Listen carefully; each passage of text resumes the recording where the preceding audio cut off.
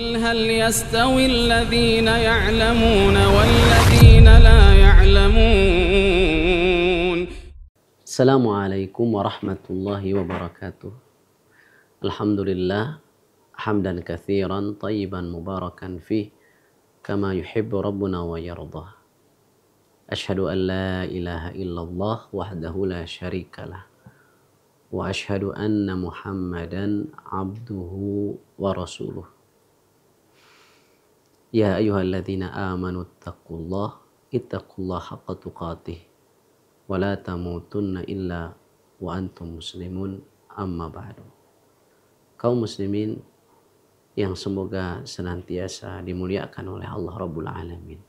Pendidikan adalah kewajiban atas orang tua yang menjadi hak anak-anaknya berdasarkan nas Al-Quran. Allah Subhanahu wa ta'ala berfirman, Ya ayyuhalladzina amanu qu anfusakum wa ahlikum nara. Wahai orang-orang beriman, jagalah diri kalian dan keluarga kalian dari api neraka. Sahabat yang mulia Ali bin Abi Thalib radhiyallahu ta'ala anhu, beliau berkata bahwa makna menjaga keluarga dari api neraka adalah alimuhum wa'addibuhum. Ajarkan dan didik mereka. Berarti orang tua memiliki kewajiban untuk mendidik anak-anak mereka. Demikian pula tentunya istri yang menjadi ibu dari anak-anak tersebut. Demikian pula tafsir ini diriwayatkan dari Abdullah ibnu Abbas.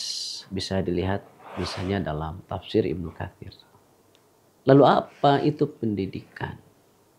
Al-Imam Al-Baydawi dalam tafsirnya, tafsir Al-Baydawi, beliau menjelaskan bahwa pendidikan itu adalah tablighu syai' ila kamalihi syai'an fa syai'an. Pendidikan itu adalah mengantarkan peserta didik menuju titik kesempurnaannya secara bertahap. Jadi pendidikan itu sebuah proses. Mengantarkan peserta didik, baik anak-anak kita maupun murid kita, menuju titik kesempurnaan. Titik kesempurnaan manusia adalah tauhid. Karena itulah tujuan Allah menciptakan jin dan manusia.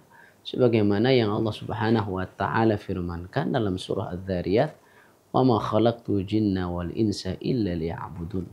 Dan tidaklah aku menciptakan jin dan manusia kecuali agar mereka beribadah kepadaku. Kata sahabat yang mulia Abdullah bin Abbas radhiyallahu taala anhuma, beribadah kepadaku yaitu mentauhidkan aku. Syai'an fa syai'an, secara bertahap. Karena pendidikan itu proses yang dilakukan secara bertahap. Dari definisi tersebut, maka di Indonesia ini yang mewakili pendidikan Islam, yang betul-betul berusaha membawa para peserta didik bagaimana dia mentauhidkan Allah, adalah pesantren. Di mana di pesantren para peserta didik betul-betul dididik, dibina, diajarkan bagaimana dia mentauhidkan Allah Subhanahu wa ta'ala. Bahkan semua kegiatan mesti berbasis, bahkan dibangun di atas landasan apa? Landasan tauhid. Karena itu saya ingat kalimat yang pernah disampaikan oleh guru saya, hafizahullah ta'ala, bahwa pesantren adalah benteng pendidikan Islam. Pesantren adalah benteng pendidikan Islam. Oleh karena itu, jangan ragu.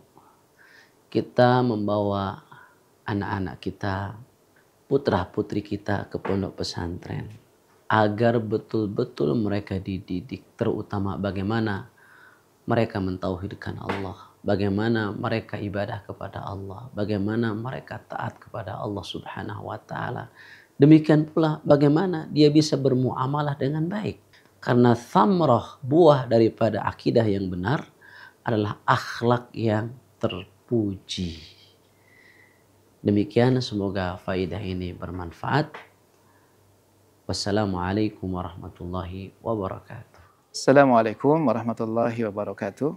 Alhamdulillah wassalatu wassalamu ala Rasulillah wa ala alihi wa ashabihi wa man tabi'ahum bi ihsanin ila yaumiddin, amma ba'd. Para pemirsa semuanya, para ikhwah dan juga akhwat dimanapun berada, selamat datang di Pesantren Sabilun Najah Bandung.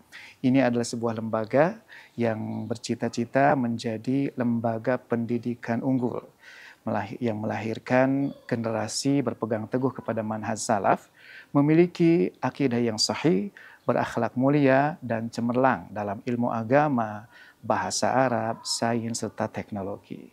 Jadi lembaga pendidikan ini yang kami namakan Pesantren Sabilun Najah memiliki jenjang pendidikan yang lengkap. Dari mulai kita memiliki jenjang kutab.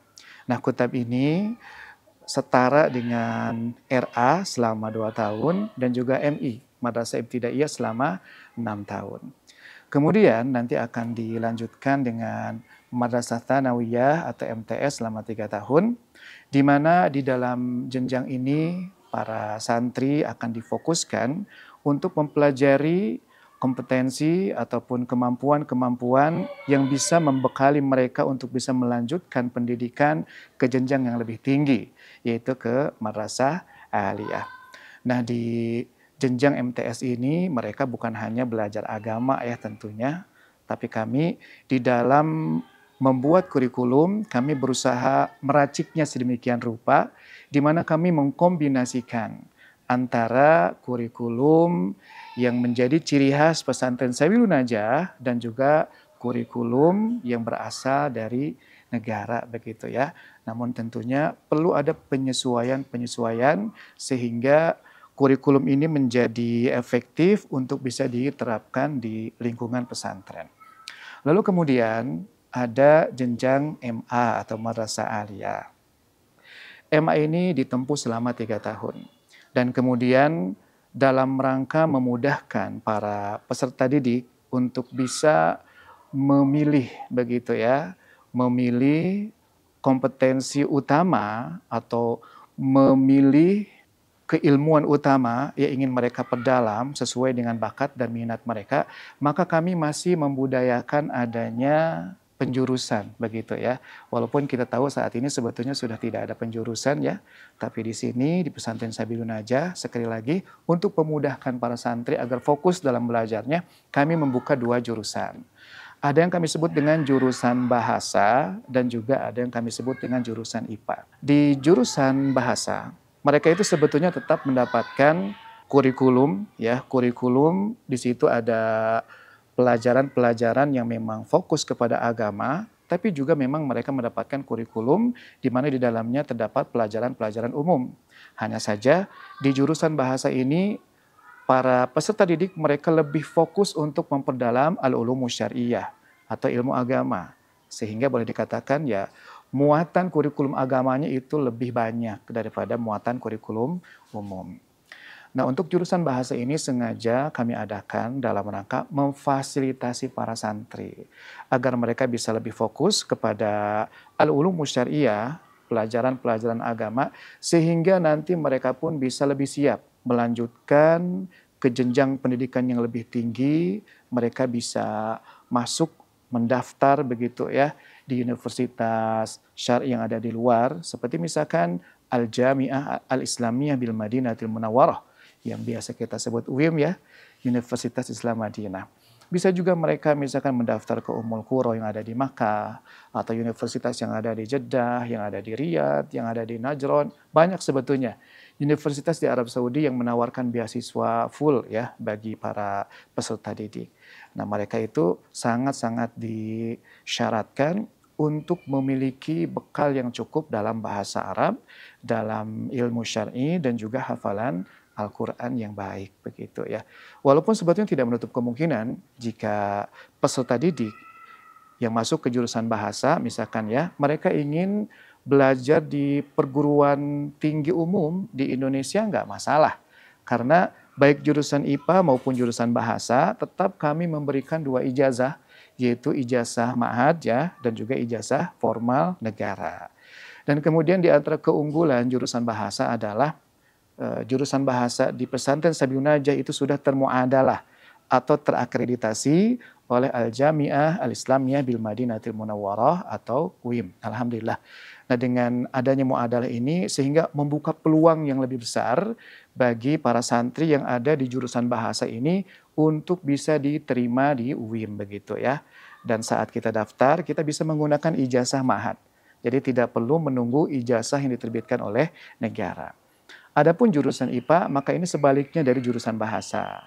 Mereka saat kegiatan belajar mengajar, maka fokus utama mereka itu lebih banyak kepada mempelajari ilmu-ilmu umum, ya, ilmu sains begitu ya, sesuai dengan namanya jurusan IPA.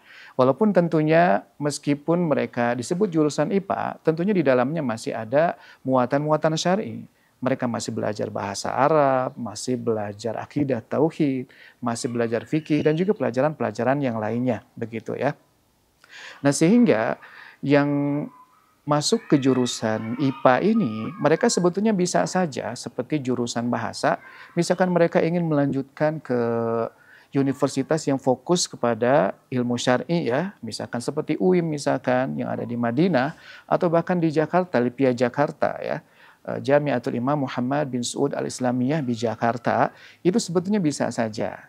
Karena semua universitas baik yang ada di Indonesia maupun di luar negeri, pada dasarnya mereka mensyaratkan ijazah formal yang diterbitkan oleh negara begitu ya.